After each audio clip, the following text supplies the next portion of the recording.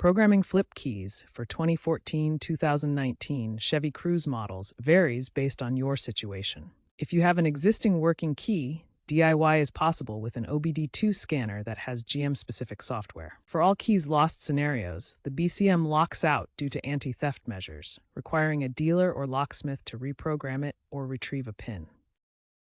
DIY key programming for Cruzes has become more accessible with cheaper OBD2 scanners ranging from $200 to $500 compared to expensive dealer setups. But remember, incorrect programming can brick the body control module, costing $200 to $500 to replace.